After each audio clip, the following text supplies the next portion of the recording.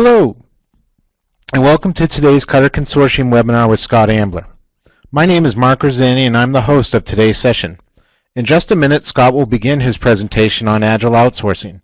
But before turning the reins over, I will tell you a little bit about today's webinar environment.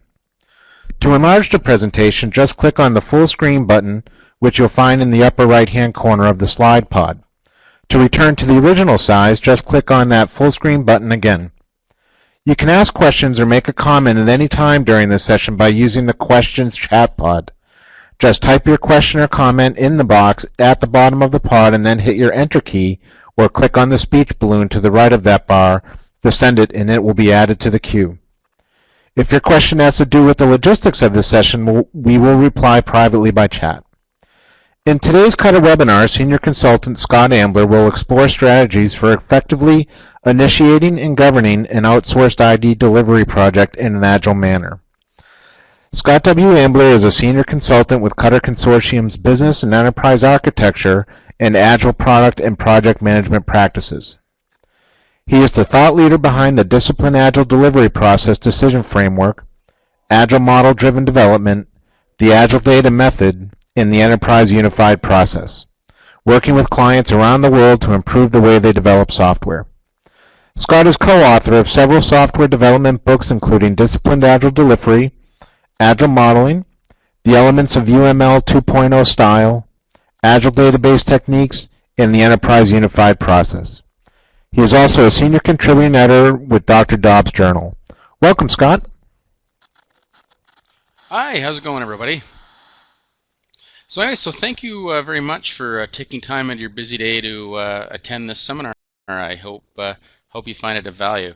So what I want to talk about for the next little while is Disciplined Agile Outsourcing, and I want to explore what's actually going on out there and how to actually make it successful, because many organizations are in fact succeeding at this. So what I'm going to do is I'm first going to explore some assumptions that I have about who the audience is and what we're going to talk about to sort of set the pace. Then we'll explore one of the things we're going to do throughout this seminar, throughout this webcast, is explore some industry data to actually discuss what's really going on out there. One of the things that I'm usually concerned about, particularly when it comes to the Agile community, is there's a phenomenal amount of rhetoric out there, and some of it's accurate, some of it's not. And I just want to discuss what's actually seems to be happening as opposed to what we're told is happening. So what I'll do is I'll explore some outsourcing pitfalls that you might run into, and what I'll also talk about is a disciplined approach to doing this and setting a foundation from which to succeed. And then we'll explore some a collection of outsourcing strategies that you can use in Agile environments. And the interesting thing, one of the points I want to make today, is that your current intuition about how to succeed might be questionable, and I'm being very polite about that. I think the project teams that I find that run into trouble almost always run into trouble because their assumptions and the way they want the world to work is not very accurate. So anyways, we'll explore what's going on there. So anyways, so as I said, I'm a firm believer in sharing survey results. We're going to see some industry data. All the research that I do is completely and utterly open. It's I open source everything, so you can download the original questions as they were asked, the source data as it was given, and then of course my analysis of that, all free of charge from ambisoft.com/surveys. So you don't have to trust my analysis of this. Hopefully you will, but you don't have to. And I find that working in this open source manner actually really forces the quality out that. And I'm happy to say that I'm now for many years now I've been seeing master's level students do some of their work based on my data. So I'm very happy to see that, and I've seen papers written based on it too. So I think it's fairly good data that I'm sharing with everybody. But anyways, like I said, you don't have to trust me. So for the most part, I'm going to be speaking from the point of view of a customer organization, either in North America or Europe. Those are the organizations that tend to be doing most of the outsourcing of IT. And more than likely, it's being outsourced to India. We'll explore some of the industry data on that. And without a doubt, it does in fact, not surprisingly, seem that most IT outsourcing is being done by Indian outsourcing firms, or service providers, I should say. But the fact is that other companies are also in the outsourcing game in other countries. The country that I'm from, Canada, actually has several small outsourcing companies, as does Brazil and places in Central Europe and many other places around the world. So, but anyways, let's just simplify the discussion for a bit. We'll pretend it's a North American or European outsourcing to Indian. So anyways, just to make my life a little bit easier, I guess, in this. So what's happening here? So I'm gonna share data from several surveys. One, the 2013 survey. Actually, when I sent it out, it was called the Agile State of the Art Survey because I didn't want to reveal what the topic actually was. But it was interesting that I'm getting slightly different results from different surveys, and that's what happens. But organizations, roughly half, it seems as if roughly half of organizations that are currently doing Agile are also outsourcing in some manner and applying Agile techniques, or at least attempting to apply Agile techniques on these outsourced projects. And there's some successes and some failures, as you would expect. So the results might not be quite as good as what we're hearing. So, and we'll explore that in a second. So anyways, a couple of interesting stats that should be of no surprise to anybody. The more geographically distributed a team is, the lower the success rate. So without a doubt, so the Agile rhetoric that you want to be in a co-located team actually holds on this one, and that this isn't a surprise. So what happens is, as you become more geographically distributed, you are erecting barriers to communication and barriers to collaboration. Now, yes, there's techniques. You can have fancier tools. You can do telephone calls and webcasts and video conference calls and all that sort of stuff, and those all help, but they don't address the inherent, all of the inherent risks that you're taking on. So this is a risky endeavor. Now, granted, this data is a bit old, but I suspect these trends would still hold. I'm probably going to explore this issue once again, maybe this year or next year. But be that as it may. And what's also interesting, let's go after the rhetoric of the traditional community. Traditional approaches like waterfall, V model type stuff don't seem to work any better for geographically distributed, very geographically distributed projects either. So one of the things that I try to do in some of my surveys is try to identify where Agile works best and where other techniques might work best. And when it comes to geographic distribution, the traditional approach isn't any better than the Agile approach, statistically at least. So be that as it may. Always an interesting observation to make. So why are organizations doing outsourcing? Well, first they want to augment their existing ability to deliver IT solutions. I think that's fairly straightforward. They want better, faster, cheaper. Want to save money, get it out the door quicker, all that good sort of stuff. They hopefully want better quality, and I think obviously whatever it is that they do outsource needs to work in their ecosystem, in their environment. So these are all fairly basic observations, I hope. So what I did in the recent survey is I actually asked people, so of the organizations, of the respondents that were working organizations that were applying Agile on outsourcing projects, I asked them, well, why are you doing it? And I let them give as many selections as they wanted, and it was interesting. 2/3 of people were saying that their organizations were doing this because they were short of IT staff. They were augmenting their existing IT department to get the job done, which I thought was fairly interesting. I knew this was happening. I just didn't know that it was happening to the extent that it was happening at. So that's sort of an interesting thing to observe. What was also interesting was the roughly a third of organizations, or third of respondents, were saying that their business people were frustrated with the cost of IT. Now, this probably isn't a surprise to anybody that the business always wants things cheaper and often free. But this, I think, is something to observe. And what's interesting is that this is often touted as a primary driver for outsourcing, but at least in this survey, it didn't seem to be the case. It is an important, obviously, the second most common driver, but it wasn't by far. It wasn't the most important one. What was also interesting, though, was some of the values, or some of the benefits of Agile, of delivering better business value and delivering better quality, were not being used as as reasons to go with outsourcing. So as we can see, the business being frustrated with the value they were getting, roughly only 1 in 10 people were saying that this is why they were outsourcing, and then 1 in 20 or 1 in 15 or 16. I'm just doing math quickly in my head. Were saying that the business was frustrated with the quality they were getting. So is what it is, right? So I think it's interesting that to see some of these responses that are actually giving us. Oh, and the interesting thing I should say about this survey, this is from about 150 people, if memory serves. So this is a decent sized survey.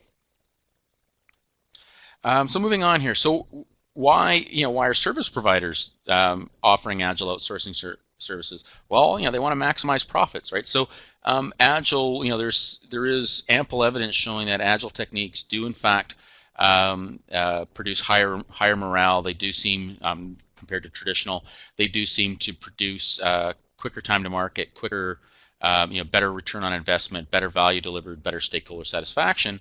So those are attractive benefits to the outsourcing organizations as well, like the service provider organizations, I should say, because they can provide better service and therefore hopefully at least retain customers, if not expand their customer base and maybe even make a better profit margin.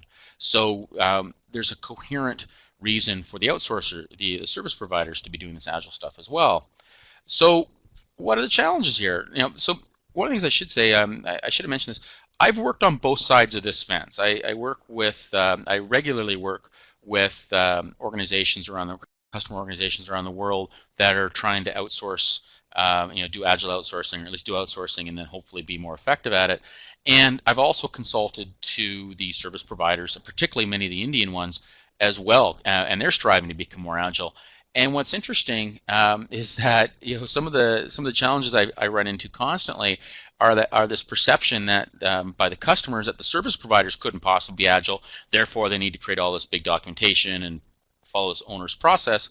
Whereas the lament of the service providers are, if only the customer could be less dysfunctional and could actually work in a more collaborative manner, they'd be a lot more successful. Please take please get this this documentation anchor out from around my neck. I'd be able to swim a lot faster. So anyways, and what's also interesting, whenever I hear these complaints on either side of the fence, my very first response is, well, have you talked to the other guys? So for the customers who are complaining about their service providers not being agile, well, did you ask them to be agile? Have you had a conversation with them? And, oh, no, of course not. We just assume. Well, you know what they say about assuming. And then on the service provider side, I always say, well, have you pushed back? Have you, when your customer comes to you with this, questionable procurement process, do you push back and do you say, hey, we can be more agile, please allow us to be more successful? Oh, no, we wouldn't want to lose the business. We don't want to help our customers at all be more efficient at procurement. Let's just follow their stupid process and hope for the best. So there's a challenge here, right? So I think one of my messages here today is collaborate more. So, and obviously you need to trust, you need to have a trust relationship, between the customer and the service provider. But there's a huge opportunity here for working together more effectively if you choose to. So let's get the conversation going as early as we possibly can. Because take my word for it, I've worked both sides of this fence, and organizations on both sides want to be more agile. They want to work together more effectively. They're just not executing. And often it is, if I had to put blame anywhere on this, it's almost always on the customer side and on their procurement processes and the way they want to procure IT outsourcing projects. So there's an opportunity for improvement on the procurement side. So anyways, just take that for what it is, and I'll wait to be attacked by questions later on. Anyways, it's often not what people want to hear. So how well is this working? So we hear all these wonderful stories. Oh, the outsourcers cost 1/3 or 1/2, and there's all these wonderful claims. Well, doesn't seem to be the case. So it's reasonably positive. So as you can see, the way you read this chart, we're seeing slightly more green than we are. We're seeing more green than we are orange and red in most cases, but we're seeing a lot of yellow, the neutral stuff. So the main point of this chart is that yes, we are seeing some slight improvements in outsourcers providing good stakeholder satisfaction. The ROI seems to be a bit better. They do seem, on average, to be getting things out the door a little bit quicker than than what the IT department could possibly be doing, on average, and they seem to be producing slightly higher quality. So it's all leaning towards positive, but it's nowhere near as good as some of the claims that I hear. So there's room for improvement, I guess. Is the things are good, could be a lot better, is what we're seeing here. So anyways, it does seem to be working. Oh, and this is agile outsourcers. I'm not speaking about traditional outsourcers or outsourcing projects that are following a traditional approach. This is data from outsourcing projects that are adopting agile in some way. So please take it for what it is. So some common pitfalls that you might run into. I think some of the obvious ones: cultural differences between the organizations, just fundamental communication differences. You'll see some you'll see some service providers or some countries where the people have been conditioned to say, whatever the question is, the answer is yes. So you've got yes doesn't mean yes in every country. So so in Canada, the country I'm from, when somebody says yes, they're basically saying, yes, I heard you, yes, I understand you, and yes, I agree with what you just said. In other countries, when you hear yes, they might have been yes, some sound came out of your mouth. That's what yes means. So there's a huge difference in the definition of yes, let alone other words. So you've really got to watch it. I've seen some outsourcing projects where the people on the service provider end fundamentally didn't understand the domain.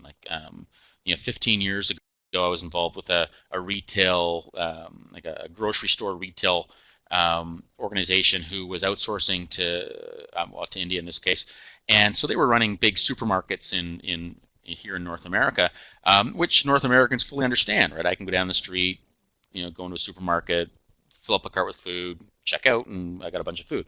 At the time in India, these things did not exist. So there was this assumption on the North American end that people understood what the heck they were talking about. And several months into the project, it became pretty apparent that there was a fundamental misunderstanding of what was actually needed because the people involved in the project simply didn't get it. So we started flying people around to, hey, come over to North America and see what a supermarket looks like. And then difference of night and day in understanding what geography does. You've really got to be and that's just one example. The total cost of the solution often isn't considered. So you've really got, and I find this to be shocking when it comes to the procurement processes in many organizations. You need to take into consideration all of the costs, not only the cost of the service provider, but your cost to manage this contract, your cost to produce all the documentation you're throwing at them, your cost to do all the testing and the acceptance and all that good sort of stuff. I was recently involved a few months ago with one organization that senior management just fundamentally was delusional when it came to one of these things. They had a project that very clearly went 150, 200% over budget. And it was almost all costs on their end, and yet they were claiming that they were on budget. And I said, well, wait a minute, am I the only one that owns a calculator? Let's run the numbers on this. And they were very, very clearly over budget. But they said, oh no, we're not going to count our costs. Well, you need to, because you did pay all those people, and you were several months of your people at very high rates doing that work. So let's take that into account. Oh, then when we do that, it's not the not the successful project you think it is, and we need to actually start being honest about that. But at the same time too, we also need to consider the total value being delivered. So it's a cost and value type of thing, not just a cost issue. So look at the overall value being delivered by these teams. I see some very scary practices around documentation. Many organizations on the North American end and the European end of things are still throwing big documents across the wire. That is the worst and least effective way you could possibly do to communicate information. So if you want to put your project at risk, create a big requirements document and email it to people. And then you've got all the fundamental issues with technology connectivity. I was working with one customer a while ago, and they were trying to outsource. Well, I was working actually with the outsourcing company, and they couldn't even get on site. They couldn't even get physically, they weren't allowed on site, and they couldn't even get access to some of the systems that they were trying to integrate with.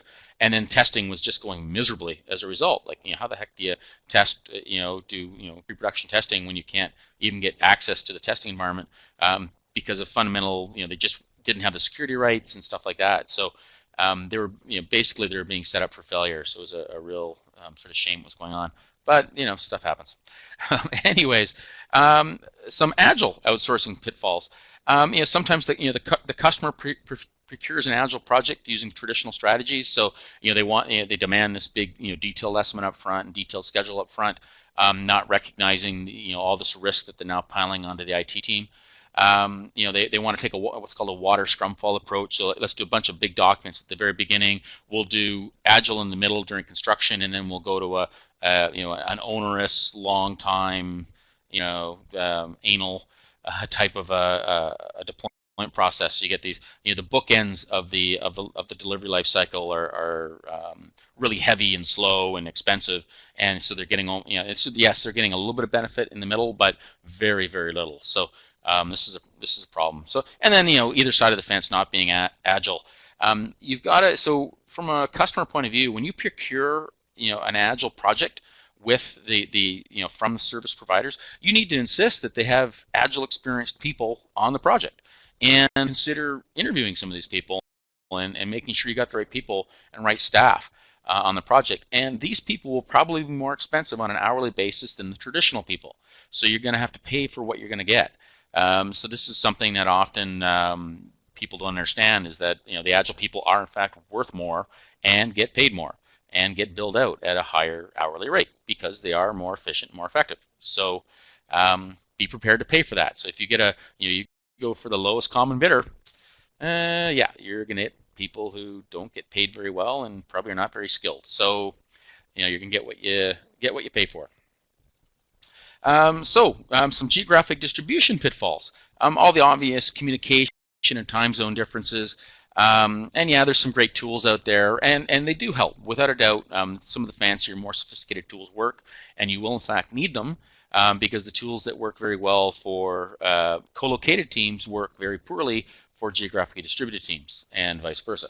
So we need to be, you need to pick the right tooling strategy and organization strategy for the situation you find yourself in. The last point is probably the kiss of death for most geographically distributed projects, being unwilling to invest in travel. And the challenge here is that the cost of travel is very easy to track. So the bean counters love to track this sort of stuff. So when you pay a couple $1,000s for somebody to fly across the planet, then a couple thousand more for them to spend a week or two in Bangalore, that's easy to track. So that's an expense that you can very easily manage, which means you can very easily cut. The problem is the benefits of travel are very difficult to track. They're a bit fluffy, but they're all about risk reduction and better understanding and reducing the life, reducing the overall schedule and improving the quality of what's getting out there because you're collaborating more effectively. And this is difficult to track. This is difficult to actually measure. So as a result, people struggle to understand the implications of when they cut travel, when they refuse to put a few of the business people on a plane to go and walk the team through the fundamentals of the domain. They don't understand that the implication or putting a couple of their architects on a plane to help them explain what the technical environment is, or vice versa, flying a few of the people in from the service provider to walk them through the realities of the situation. So there really is a challenge here on the travel side of things. So I'll talk about this later on, but the cheapest way to pay for travel is to actually pay for travel, so to actually put people on airplanes. But this is something that can often be rocket science, I guess, in some organizations, which is very unfortunate. So how do you go about effectively doing agile outsourcing? So the first thing is to have a firm foundation from which to start. So a lot of organizations from what I've seen, that get into trouble with outsourced, like geographically distributed projects, or even more importantly, these outsourced or offshore projects, is they don't really understand, they don't really have an effective process for doing end-to-end delivery of Agile to begin with. So, and this is something that Disciplined Agile Delivery does. So, some of the important characteristics of DAD that, particularly from an outsourcing point of view, are the fact that it's goal-driven. I'll walk you through that in a second. Or process goal-driven might be a better way of saying it. But it's also a hybrid. So I think one of the really neat things about Disciplined Agile Delivery is it takes all these great ideas from other processes like Scrum and Extreme Programming and Agile Modeling and Kanban and SAFe and other things, and shows how they all fit together. So it does all the hard, grungy, boring work, all boring process work of saying, here's how it all fits together, and here's when to do what, and here's when to consider to do what. So it's not prescriptive at all. And in fact, what it does is it says, here's your options. You choose the right thing for the situation at hand. And this is absolutely critical because you need to follow a process. You need to follow a strategy that reflects the realities that you face. So if you're in a geographically and organizationally distributed project, which is what outsourcing is all about, then you need to follow a strategy that reflects that reality, that reflects the risks that you're taking on, and helps you mitigate those risks right away. So it's enterprise aware and solution focused. We'll talk about these features in a second, but this is absolutely critical to your. These sorts of things are absolutely critical to your success. So one of the things that we do, I just said, is that we present a full delivery life cycle. So this is one of several life cycles that we talk about in DAD. This is the Scrum-based Agile, basic Agile life cycle, whatever you want to call it. And as you can, so if you're familiar with Scrum, you can see how at the heart of this is the Scrum construction life cycle. But it also explicitly shows how to also explicitly has a startup effort, an inception or initiation phase, sometimes mistakenly called Sprint Zero in the Scrum world. And this is absolutely critical for outsourcing projects. If you don't get going in the right direction to begin with and do so in a lightweight yet still effective manner, you're in serious trouble. So if you don't do enough of if you don't do enough thinking up front, then obviously I think you're in trouble. But if you do too much, if you over document, you produce big, huge mounds of like library book type, or phone book type documents, and throw them over the wall to the outsourcers, you're in even worse trouble. So you got to do just enough upfront thinking and upfront organization in order to get going in the right direction. And what's also important, along the bottom, we see like the indication of the phases. Should actually get that little pointer thing going here if I can find it. I can't find it. Oh well. Anyways, doesn't matter. I've lost my pointer. How could this be? Anyways, doesn't matter. So anyways, along the very bottom of the slide here, you start seeing some lightweight milestones. This is just one aspect of many of Agile governance that's built right into Disciplined Agile Delivery. You need to monitor these outsourcing projects because these are risky. These are risky projects. You need to keep an eye on them. If you fire and forget, if you throw a requirements document over the wall and say, okay, in 6 months we'll come back and accept this, you deserve what you get because that's a fundamentally risky way of working. You need to be interacting daily with these teams, and you need to be keeping an eye on them. One of the challenges with Agile is that it's based on trust, and that's a fundamentally good thing. Not the brightest idea when you're outsourcing. You should trust but verify. Keep an eye on what the heck is going on. So we'll talk about a few techniques to do this in a few minutes. So anyways, you want to have governance built right in. So yeah, you can do Scrum, you can do XP on these outsourcing projects, but you need to have a bigger picture. You need to understand how all this stuff fits together, and governance is critical. So you can either figure all this governance stuff out on your own, or you can start with something that's a little more robust, like Disciplined Agile Delivery. So anyways, something to think about. So DAD is goal-driven, and this is another absolutely critical aspect of DAD, is that it's process goal-driven. It's not prescriptive. So because we recognize that different teams are in different situations, so that a team that's in a co-located situation is in a very different situation than a team that's geographically distributed. A team that's everybody's working for the same company is very different than a team where you got several companies involved if you're outsourcing. So you're going to work differently, but you'll still follow the same goals. So both of those teams are still going to be doing a little bit of upfront thinking about their requirements. They're going to be doing a little bit of upfront thinking about their plan, about their architecture. Throughout construction, they're going to be producing a potentially consumable solution all the way through. They're going to be improving the quality. They're going to be validating all the way through, and eventually they're going to release. So they still have these fundamental goals that they got to achieve, but they'll achieve them in different ways because they're different teams in different situations. So the process needs to be flexible. It can't be prescriptive. And even though there's a lot of rhetoric in the Agile community about Agile processes not being prescriptive, it's simply not true. They're often geared for small co-located teams, and the techniques that work well there don't work so well in an Agile outsourcing environment. So do the right thing at the time, but then what is the right thing? So how do you understand that? So this is the goal-driven stuff's all about. So I'm happy to talk about that in another webcast if you like. So one of the challenges with Agile outsourcing, or with outsourcing in general, is your intuition often fails you. So a lot of organizations that get into trouble with outsourcing in general is that they try to negotiate a fixed price. We want to, you'll do this project for $1 million. You're a lot better to not put that. These fixed price projects, particularly when the scope and the schedule is also fixed, motivate phenomenally bad behavior on the people developing the solution for you.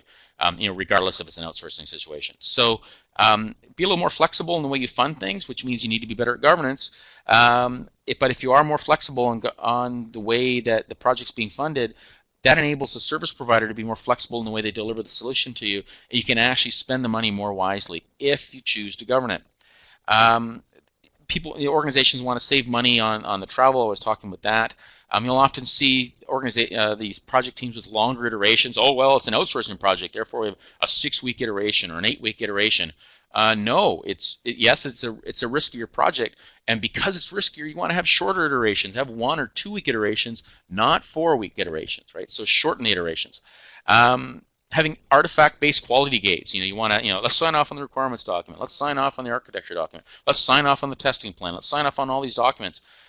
Documents are particularly at the beginning of a project.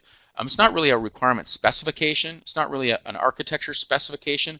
It's a requirement speculation. It's an architecture speculating. You're speculating what the requirements are. The requirements will evolve over time.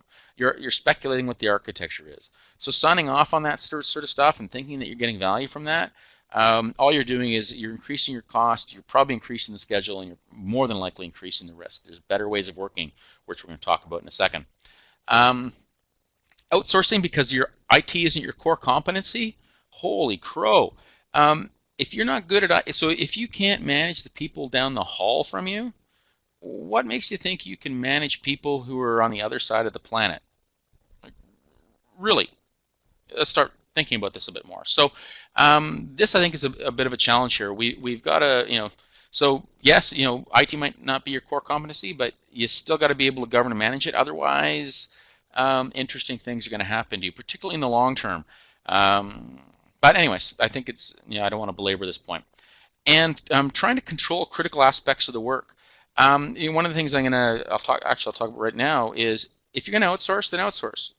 Really just hand over the keys. Because a lot of the risk is actually on the North American or the European and the customer side of the fence, not on the service provider side of the fence. So stop and think about that, right? So if you're outsourcing, if you're getting people to do some work for you, it's because they're better at it than you are, right? So put them in more control. Keep an eye on them, but don't put your fingers in where they don't belong. So anyways, let's talk about some of these ideas. So first of all, here's an example of a goals diagram, by the way. The point being that there's multiple ways that you could potentially fund an Agile project. So the more variable, the more flexible your funding approach. So doing maybe a stage gate approach to funding where you fund it a quarter at a time, perhaps, or some sort of a time and materials type of a thing, is actually less risky if you're governing effectively. If you're not governing effectively, then yeah, your risk will more than likely go up with a time and materials type of thing. But what's the real issue here? It's the lack of governance on your end. I was talking about this earlier. You want to travel as much as possible. You want to get people together at key points in the project. Now, you don't need to put everybody on the team, but you do need to put some key people on the team. The team lead, some of the product owners, the architecture owner, some of the more senior people, the ones that are going to be doing some of the bigger thinking, some of the leadership type stuff on the project team. They need to be in sync with each other. They need to understand what the heck it is that they're trying to achieve, and they need to understand how they're going to achieve it. And if you don't have agreement on that, have common understanding across the team or teams, as the case may be, then you're going to have a very serious risks that are going to do bad things for you at some point in the project. So I'm a firm believer in mitigating risk as soon as I possibly can. Taking an evolutionary approach to requirements, trying to define everything up front is just been shown to be phenomenally bad practice, and this is true in outsourcing projects as well. And the interesting thing is, if you choose to observe most outsourcing projects, even when there is a detailed requirements document handed over the fence at the beginning of the project, the traditional 300-page requirements document, it almost is always ignored. And this is not what you want to hear, but it's almost always ignored. And what you'll find, if you choose to sit back and observe what is actually happening on these projects, what you'll find is that there'll be a daily meeting where the service provider is asking questions of the domain experts on the customer end. This is when the actual requirements are being determined, are actually being set, or at least the details are, is because the service providers know full well that, and because they get bit by this all the time, that these requirements documents are not very good, and that the stakeholders are not good at defining what they want, and even if they are, they often change their minds, or the environment motivates them to change their minds. So they need to get the details on a just-in-time basis. So observe that this is happening, choose to observe this, and then start acting accordingly. Because if you see that this is, even when you've got this detailed requirements document, the details are still being gathered throughout the project, well, ramp back on this expensive initial requirements gathering that you're doing, because it's not adding any value anyways, and it's probably all it's doing is increasing your cost and your time. There's not much good to be said about that. So just observe what's really happening, and you'll see this is a good thing. Having shorter durations, I was talking about this earlier. You've got greater risk. So the way you mitigate that risk is by shortening the feedback cycle, not by lengthening it. When you end up with longer durations, like 4 weeks or 6 weeks or 8 weeks, you end up in mini waterfall mode. So you're still taking on the risk of waterfall and not really getting the benefits of Agile. So it's now don't get me wrong, a bunch of mini waterfalls is a lot better than a big waterfall, but there's a lot of room for improvement still. So let's start mitigating the risk. Let's start working in a more disciplined manner. You need to collaborate closely with the customer and the service provider. Need to collaborate closely. You can't just be throwing documents back and forth to each other. So yeah, you should be flying around. You're at least going to be doing on a very regular basis, probably daily, some sort of an hour call, several hour call, just to make sure that things are on track. And you need to govern agilely. You need to keep an eye on things. So like I said, trust but verify. And so insist on things like having having static code analysis built right into the continuous integration.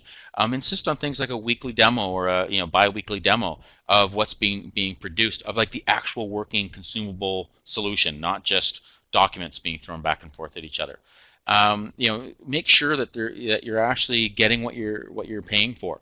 And this requires you to be actively involved with the project. It requires you to actively govern and make decisions.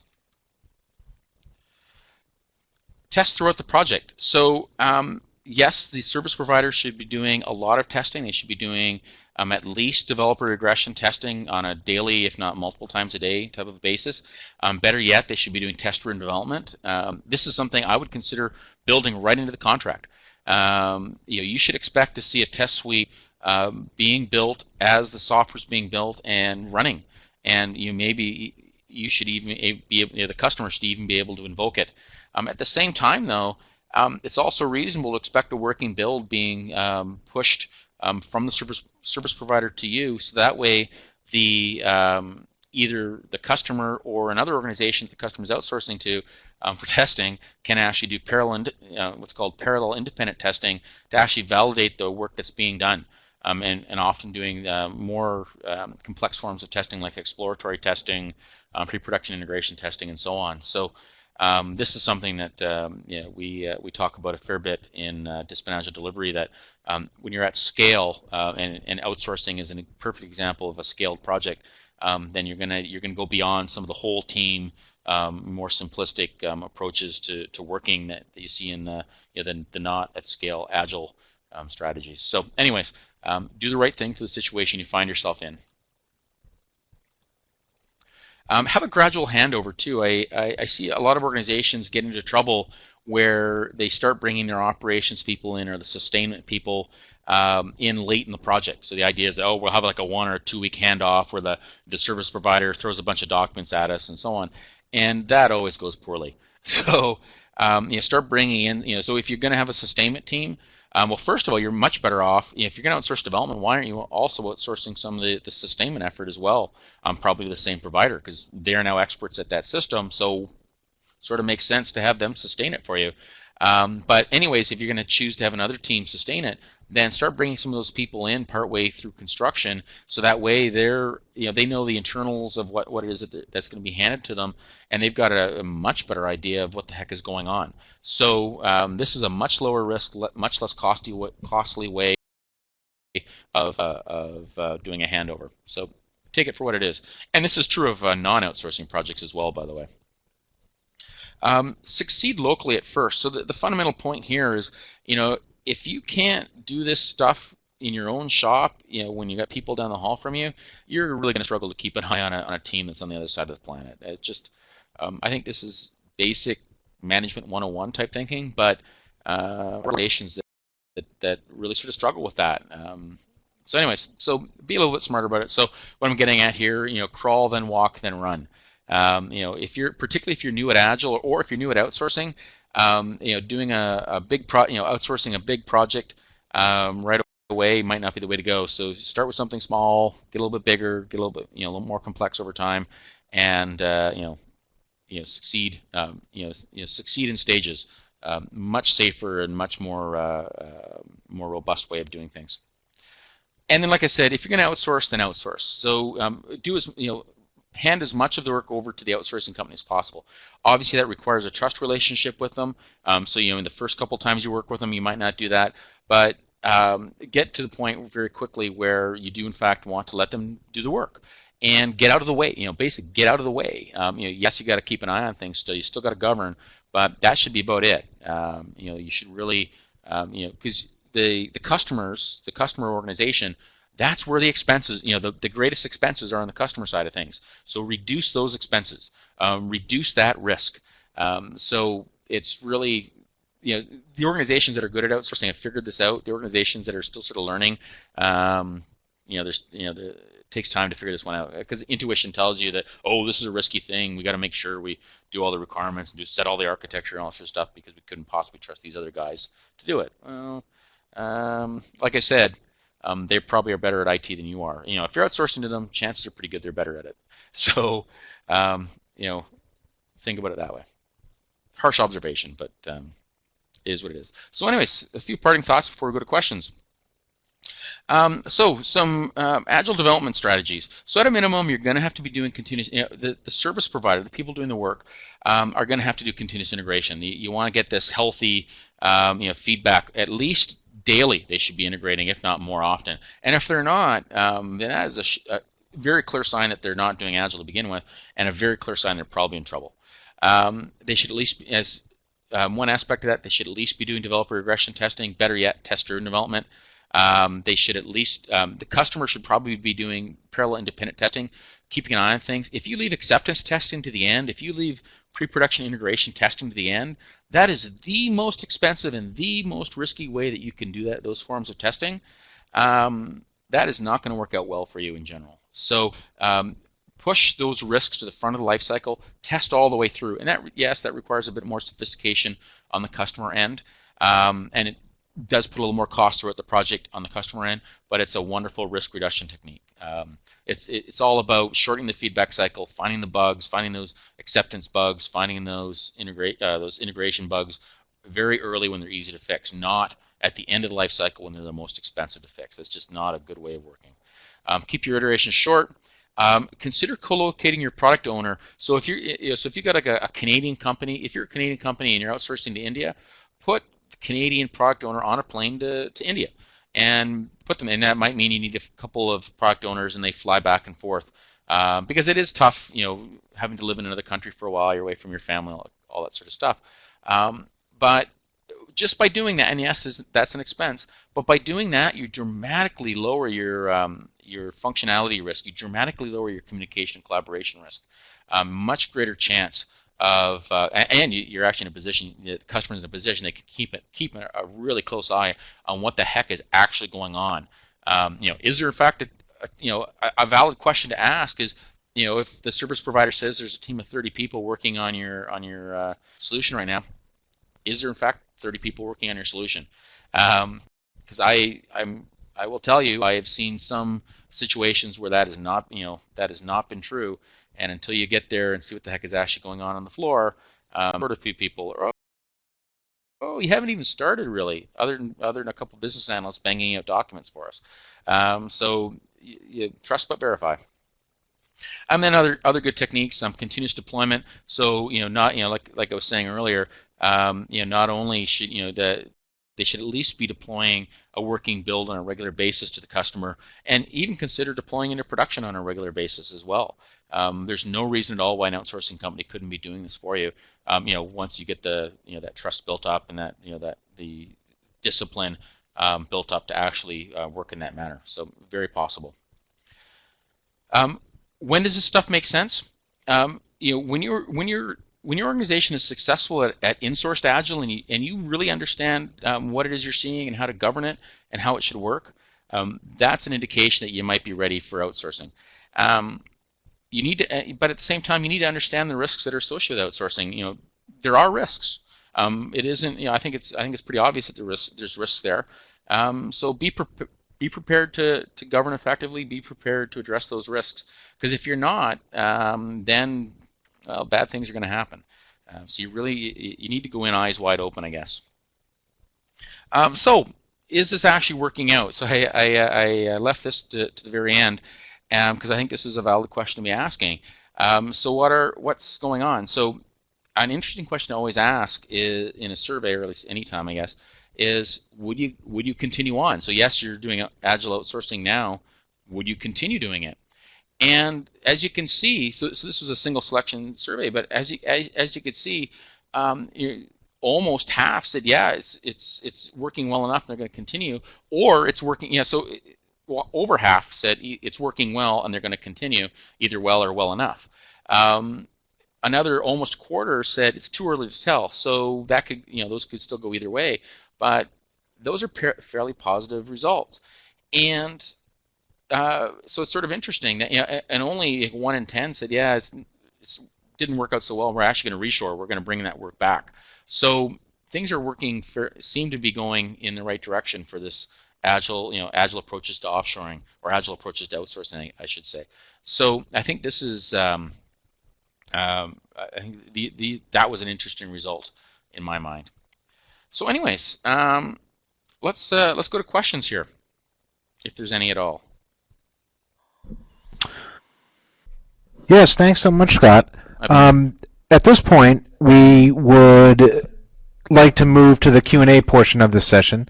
And to ask a question, just type it in the bar at the bottom of the questions pod and then click on the speech balloon to the right of that bar. Our first question, how important is experience with Agile software development? Just lost this here. Sorry, yeah, so the question is how important is Agile software development experience? It's very important. Yeah, so if you don't understand how to, do Agile, in-house, then doing Agile offshoring or outsourcing, it's going to be a rough experience for you, because you need to understand what you're looking at. You need to build up as an organization. You need to build up body memory, or organizational body memory. You need to understand what you're looking at, because if you're a traditional organization today and you're trying to govern an Agile project or keep an eye on an Agile project, your reactions are going to be not right. You're not going to understand what you're seeing. You're not going to understand what to ask. You're not going to understand what the Agile team needs out of you. You might get some of it right, but what will happen is, some of the best practices from yesteryear in the traditional world are like the kiss of death on Agile teams, and you're not going to know that until you've experienced it a few times. So doing it on an outsourcing project where there's already enough risk to begin with, I wouldn't want to bring inexperience with Agile to that table and just increase the risk further. It's address your risk as much as you can, I guess, is fundamental advice. So if you don't understand Agile, trying to do Agile outsourcing is going to be a bad idea. Thanks. So the next question goes back to a point you made, I think, a few times throughout and it really is: do we really need to invest in travel?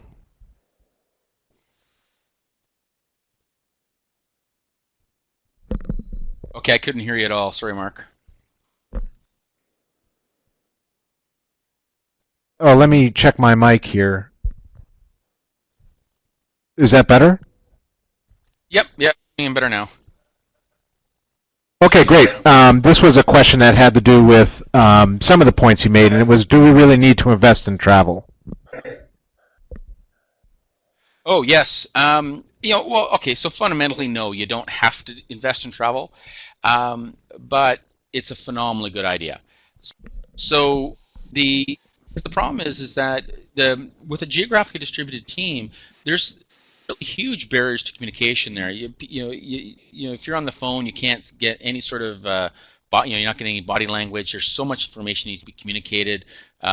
Documentation has actually been shown to be the least effective way at communicating information between people. So you're taking on a lot of communication risk when you're geographically distributed, and particularly when you've got, let alone time zone issues, but if you've also got cultural issues. So if it's Canadians or Americans that are outsourcing into Indian organizations, those are countries with very different cultures. Even like outsourcing between Canada and the United States, there's some interesting cultural differences, let alone some of the more extreme differences we see between say India and the States, and that's fine. These are different countries. It's just the way it is.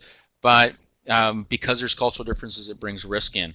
So you want to pay down those risks, and the best way to do it is travel. And like I said, either it's bring some of the service provider into the customer organization, or bring some of the customers into the customer people into the service provider organization, and get the communication going. I've been on some. I used to work for a very large organization, and most of our teams were geographically distributed. And I'm telling you now, the best projects I was ever on were the ones where at the very beginning we invested in some travel, where we put the key people together and we did something, as a group, we did some brainstorming, we did some modeling, we did some planning, we got going in the right direction. And very often that only required a couple days, but that investment paid off big time in the long run. And the projects where we didn't do that, they were much more expensive. Gut feel was that they were much more expensive. They were much longer, and less likely to succeed. So this really is a risk and cost mitigation strategy. Actually investing in travel. Be smart about it, but put your key people on a plane every so often. Okay, great. The next question is, wouldn't it be better in the end to develop in-house? Well, that's the point. The fundamental answer is it depends. But developing in-house is a lot less risky. Because for a couple of reasons. First, more than likely you're probably gonna have a smaller team, which brings down your risk. You're probably gonna have you'll be much greater chance of being geographically close to each other, also bringing down your risk. And it's a heck of a lot easier to keep an eye on things because the governance people, the management people, whatever you want to call them, are nearby. They can actually attend your meetings and look at your whiteboards and good stuff like that. So there's much greater opportunity there. So yeah, it more than likely is well, without a doubt, doing Agile in-house development is less risky, less expensive, and faster than Agile outsourced projects, without a doubt. Co-located, without a doubt, is more successful than geographically distributed. So there's a lot less risk when you're doing it yourself. But if you don't have the staff, if for whatever reason you've chosen to understaff your IT folks, then you got to think about augmenting with service providers. So is what it is. But yeah, in an ideal world, I would prefer to do in-house, without a doubt. Co-located in-house is definitely the way to go. All right, great. Well, thank you so much, Scott. On behalf of everyone at Cutter, I'd like to thank you for joining us today. If you have further questions or comments, we encourage you to email Scott at sambler@cutter.com. And please visit the events section on cutter.com for information on other upcoming online events. This concludes today's webinar, and thanks again for participating.